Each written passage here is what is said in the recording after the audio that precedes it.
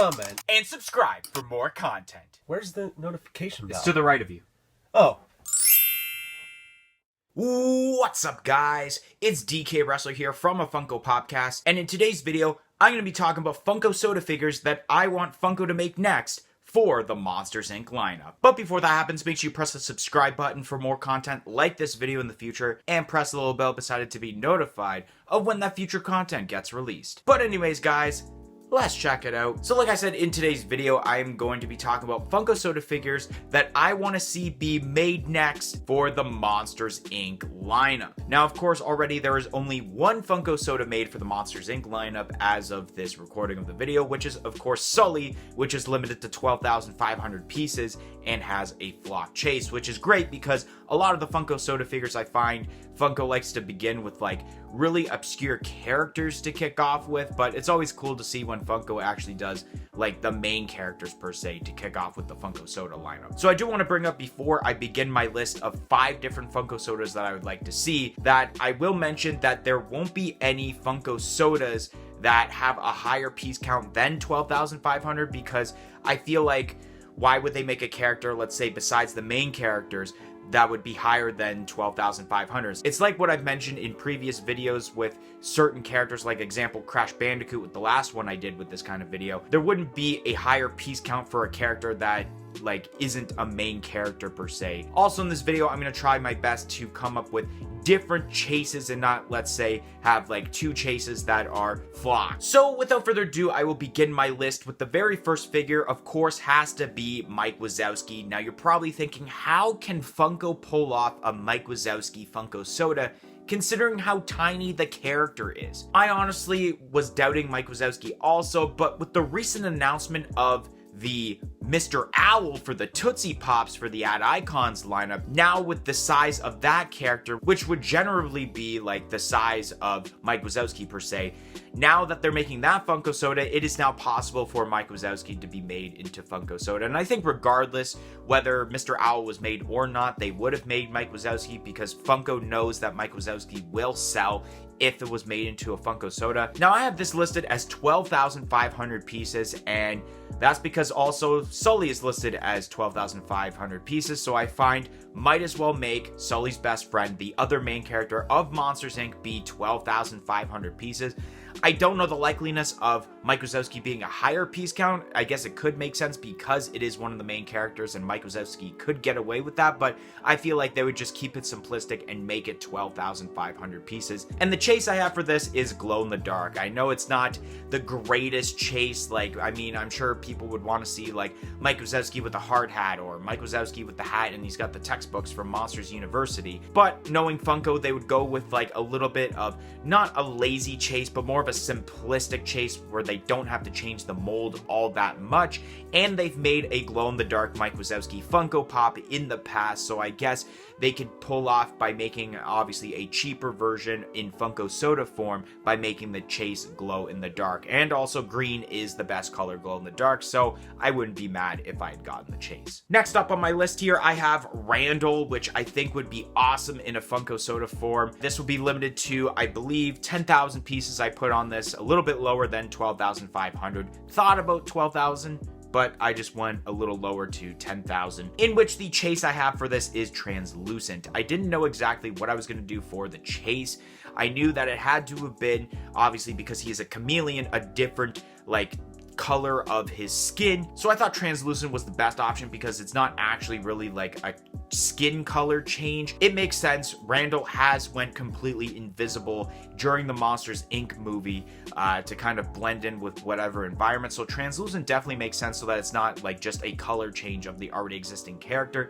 And people would definitely want to grab possibly a full case of these Randall Funko sodas if it were to happen so that they can obtain that chase, because I would only imagine people would definitely cop for that chase. Even the normal one's cool, but having that translucent chase would be sweet. Up next, I have listed here Boo in her monster outfit, which I have this limited also at 10,000 pieces. It probably could pull off as a 12,500 to be honest, because it's probably one of the more popular characters right up there with Mike and Sully, or maybe even to 12,000, but I decided just to keep it at 10,000 pieces because I wouldn't be surprised if this was, let's say, a Comic-Con exclusive in the future. So like I mentioned, the common will be Boo with her monster outfit, example being the like Funko Pop for the new wave, and then the chase is simply what they did with the old Boo in the monster outfit where it has no hood on. And once again, it's kind of a lazy chase, but at the same time, it goes with what I mentioned about the Mike Wazowski, where essentially they didn't have to really change the mold much. I mean, they're changing it a little bit because they have the hood up for, let's say, the common in this case, but like they would have to kind of make a bit of a new head sculpt for the chase, but all they're really doing realistically is changing the head sculpt. They're not changing the body sculpt. So it'd be the same with that monster outfit, except they're just changing it so that it is hood and no hood. I thought about making casual Boo as maybe the common and the monster outfit is the chase, but I don't think Funko would want to do a complete different mold change as terms to this Funko soda. They have done it a couple of times, but it's not very often that they do that. So it's better to go the safe route by just saying, let's just make it no hood for the chase and then hood for the comp. Up next I have here is Roz, which this one's a little unique what I came up with. I have this limited to 7,500 pieces, and the chase for this is actually Roz's twin sister Rose from Monsters at Work. I think this would be really cool because you do simply just a color change, but it's two different characters, especially with the spiky hair with Roz being gray.